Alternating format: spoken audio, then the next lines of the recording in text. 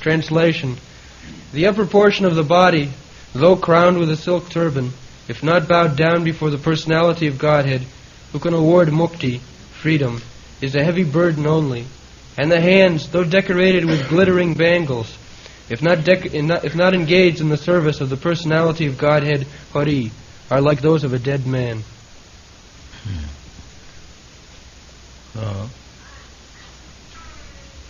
Bhara param patrak kirita jishta. Silk turban with pearl, what is called, decoration, bedecked with pearl. These are the signs of king. It's like we decorate Krishna with turban, bedecked with jewels.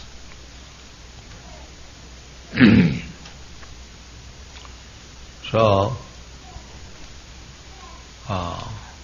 this turban is good so long we bow down before the deity. Otherwise, it is a great burden. Although it is made of silk, still it will be a great burden. The idea is that if we bow down or surrender unto the lotus feet of Mukunda, Krishna, one who gives liberation, then we can enjoy princely order or richness. There is no harm. But if we are lacking in that capacity to surrender unto the Supreme Lord and simply become puffed up with these riches, then it will be burden. Burden means very soon everything will be lost. Just like you cannot keep the burden, heavy burden on your head for a long time. Similarly, this nice turban, silk turban, will be felt as great burden. This is the law of nature. If you misuse the power and do not feel obliged to the Supreme Personality of Godhead who has given you the power, then you will be finished very soon. That is the history. Any nation, any empire, any man, as soon as one begins to defy the authority of the Supreme Lord, like Ravana, he will be finished. Sooner or later he is going to be finished. Just like Ravana, he was very much puffed up by his material opulence, and he did not care for Rama, and he wanted the potency, energy of Rama, spiritual energy, Sita, and he kidnapped. He wanted that he did not like Rama, but he liked Sita. Sita is energy, woman and money. These are energies of Krishna. Krishna is Purusha, and all other things are Prakriti. Prakriti is enjoyed by the Purusha. So Krishna says, Bhoktanam bhajagadamasam sarvaloko vaisana. He is Bhokta. He is the enjoyer. These, in the in the material world or spiritual world, the same thing is there. The woman is there, the money is there, and the Purusha is there, enjoyer is there. But here the Purusha is imitation. Imitation. Because one who is playing the part of Purusha, enjoyer, is not actually Purusha, but he is Prakriti. Falsely he representing himself as Purusha, as enjoyer. Therefore we have got trouble. Artificially, just like a woman, if he is artificially trying to be man, as it is botheration, it is not possible. If a woman is dressed like a man, does it mean that he is man? She is man, or she can enjoy like man? No. False dress. Similarly, here in this material world, we are falsely dressed with this material body and imitating Krishna, enjoy. Exactly like the woman dressed in male's dress wants to enjoy. That is not possible. Similarly, here the living entity either dressed in male dress or female dress, this outward body is dressed. Somebody is dressed like a female, somebody is dressed like a male, but none of them are male. Both of them are originally female, Prakriti. Prakriti means feminine gender. Prakriti. In the Bhagavad Gita you will find aparayam mitastu vidhi me prakritim para. This material energy, earth, water, fire, air, they are also my energy, Krishna says, but they are inferior energy. But there is another energy, Jiva Bhuta, the living entities.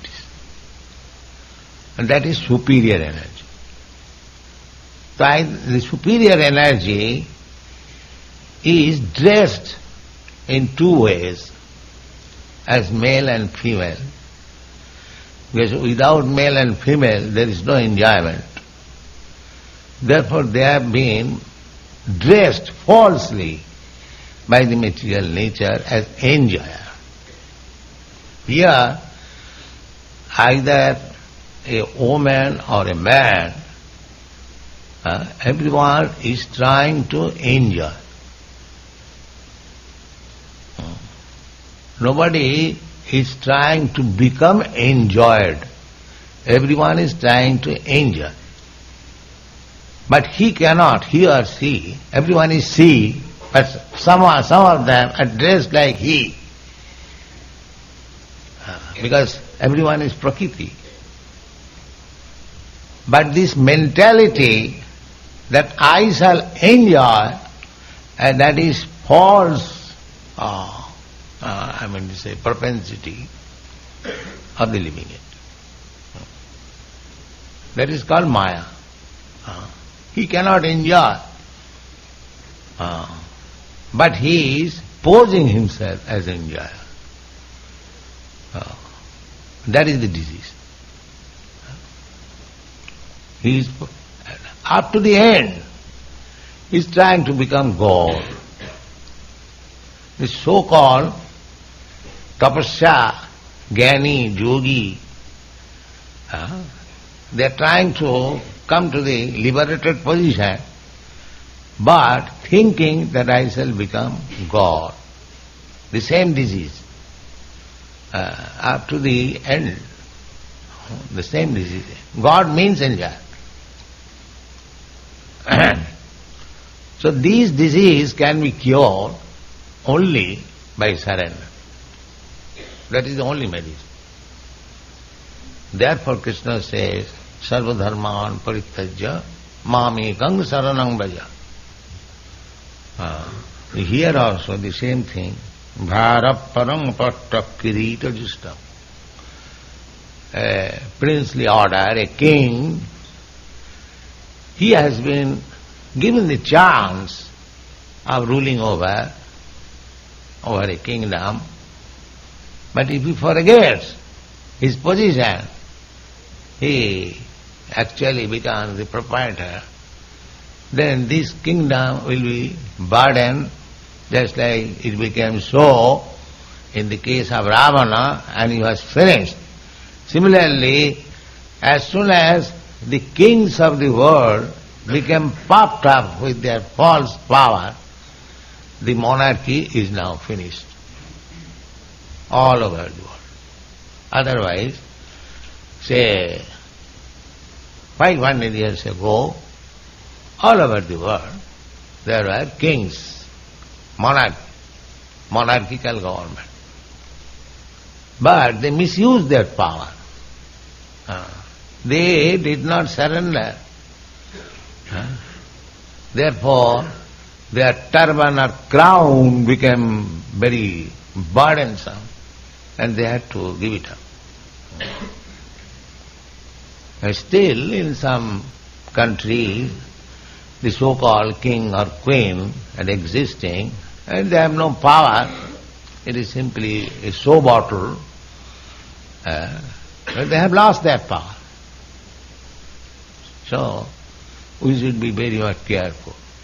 Not become puffed up by a princely order, turban, but we must know that this opulence, this kingdom, this power, anyone who has got some power, he must know that this power is given by Krishna and to me to execute his will, not my sense gratification. Otherwise it will be burden and he will be finished. This is law of life. Nobody can become the enjoyer. The only enjoyer is God. And if we want to enjoy falsely, then we will be in trouble. Similarly, those who are rich have got ornaments, bangles.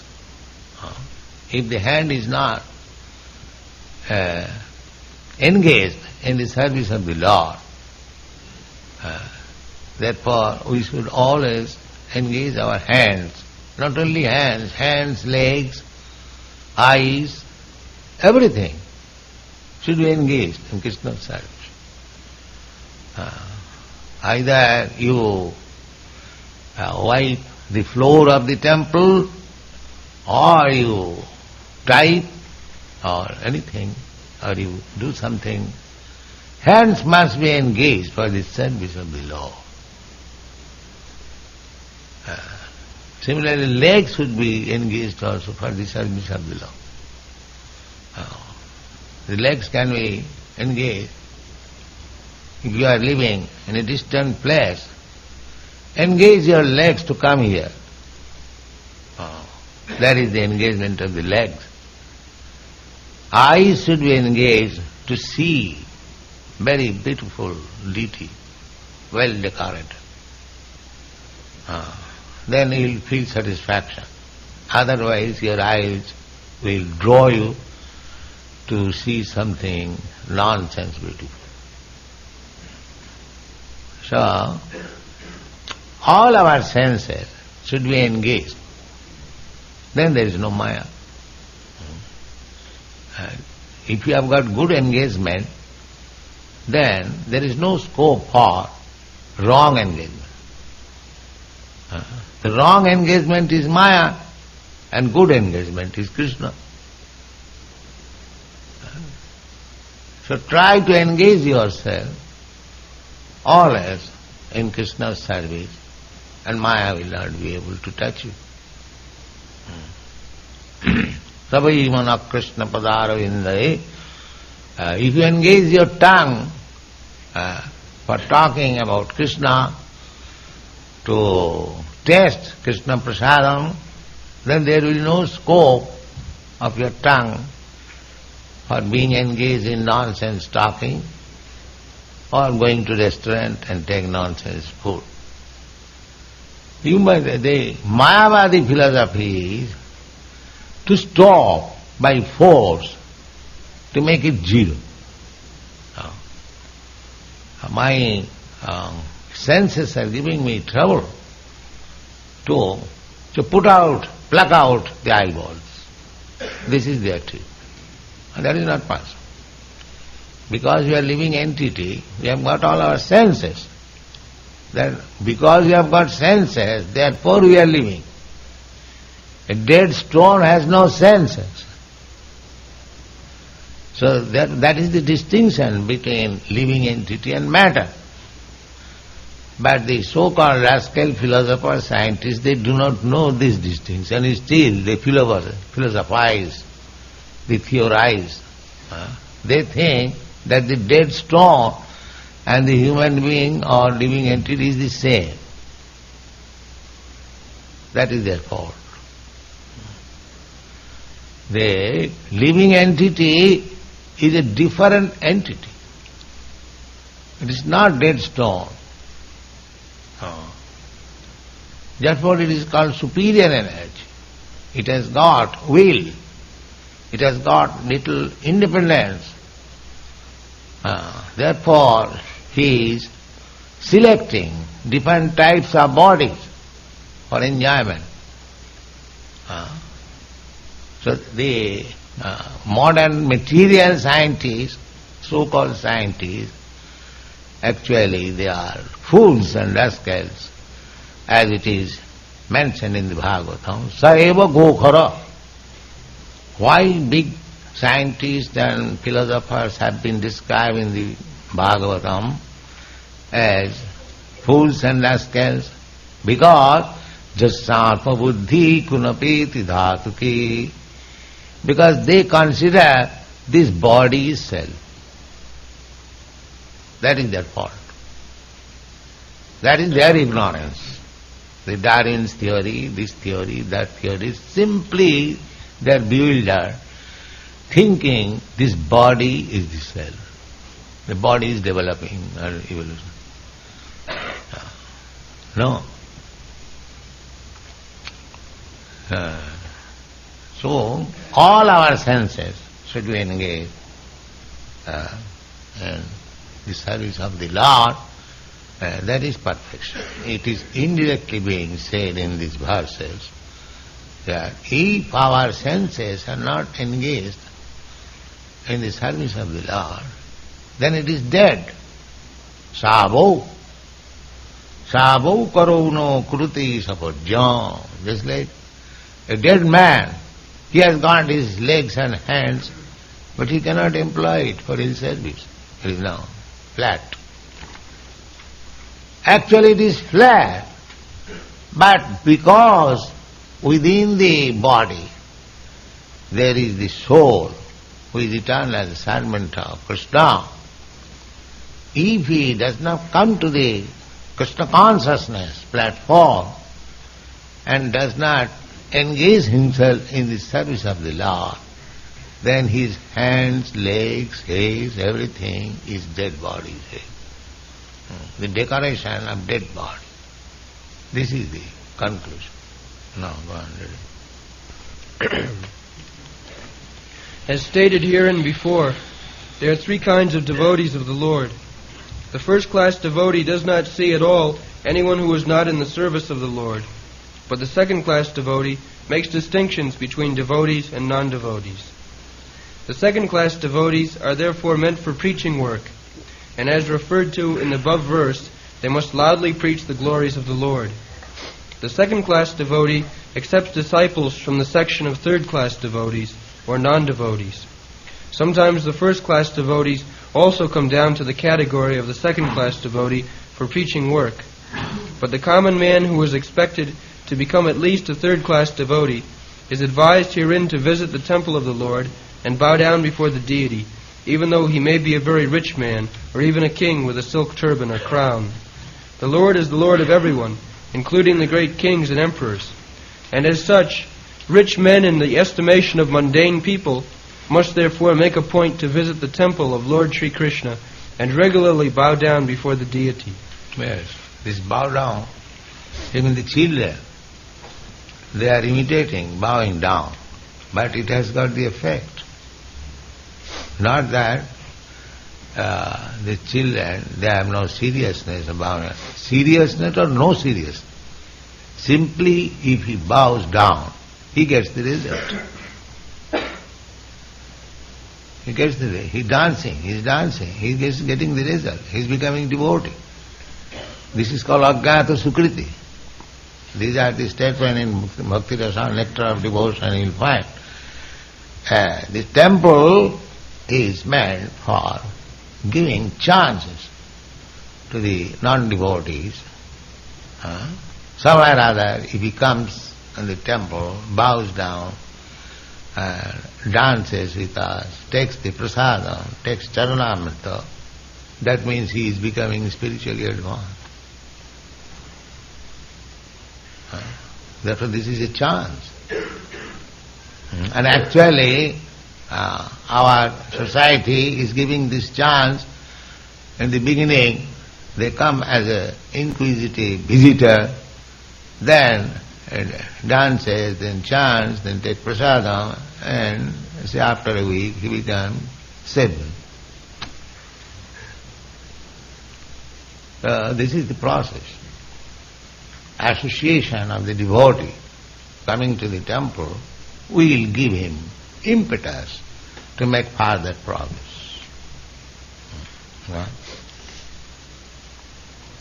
The Lord in the temple, in the worshipable form, is never to be considered to be made of stone or wood, because the Lord in his Archa incarnation as the deity in the temple shows immense favor to the fallen souls by his auspicious presence.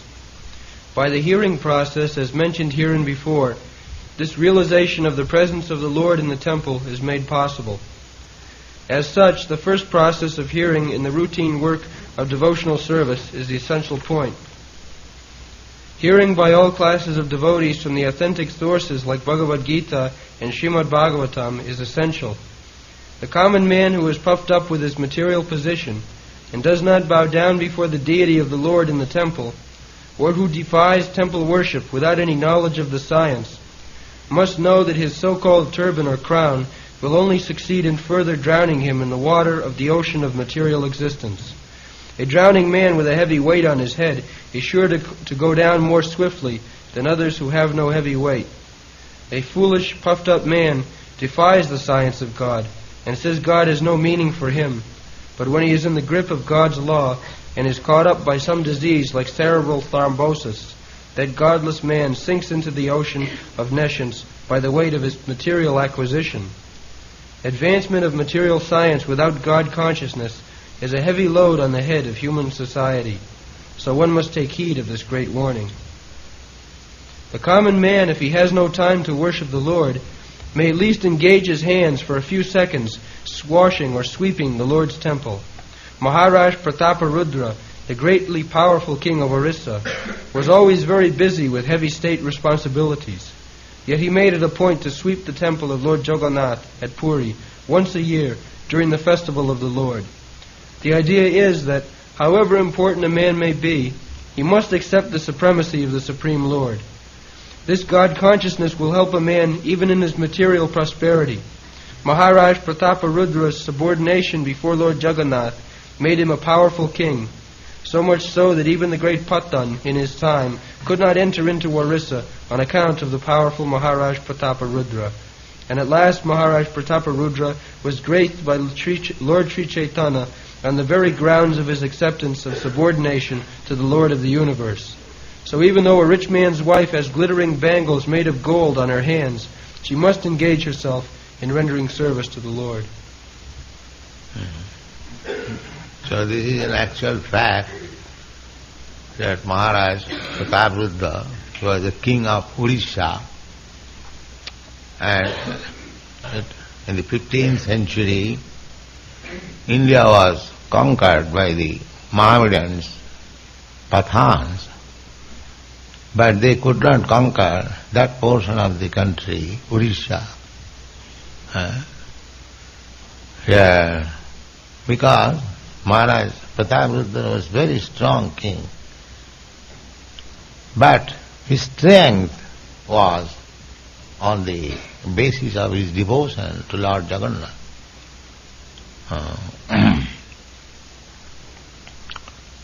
So, even if we want to enjoy the material world,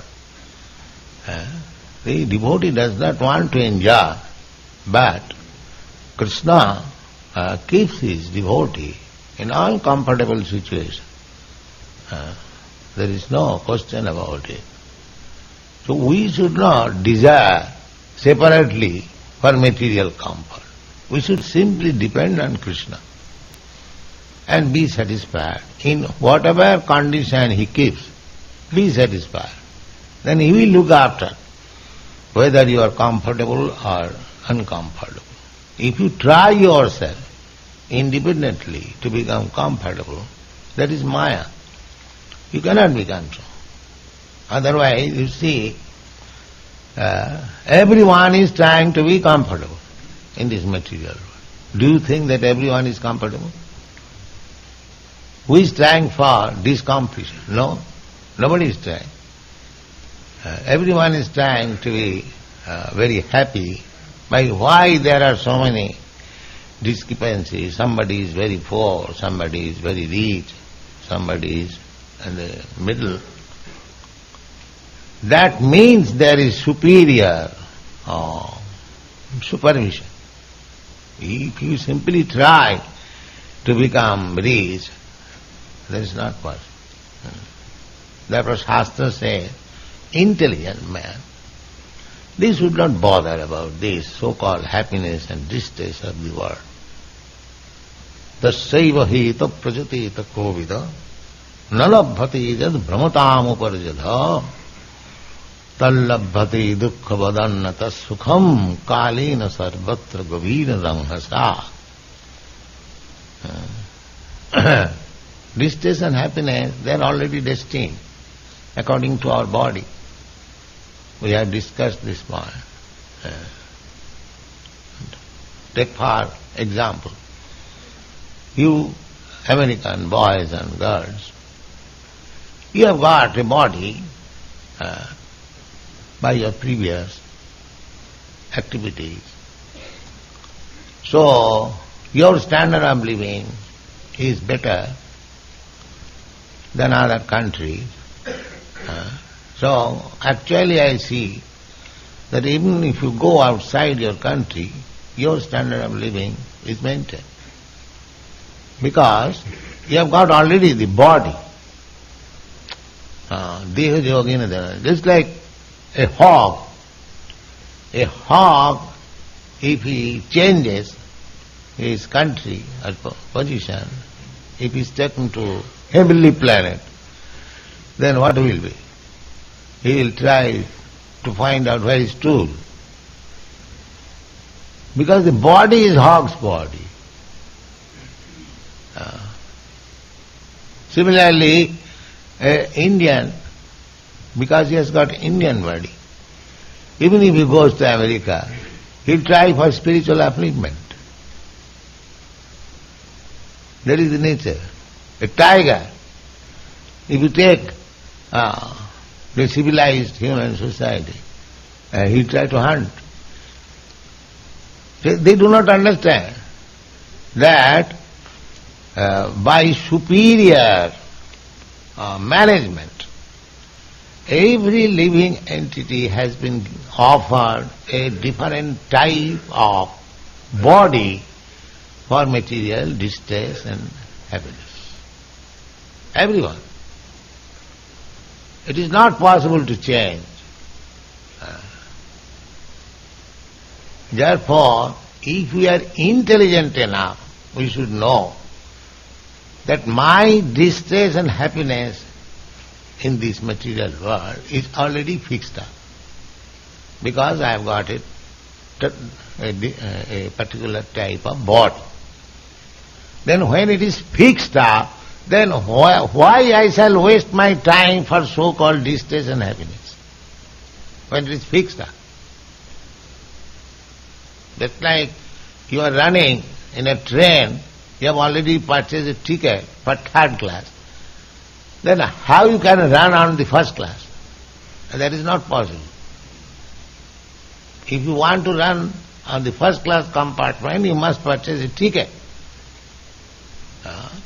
Similarly, we have already purchased a ticket according to our body.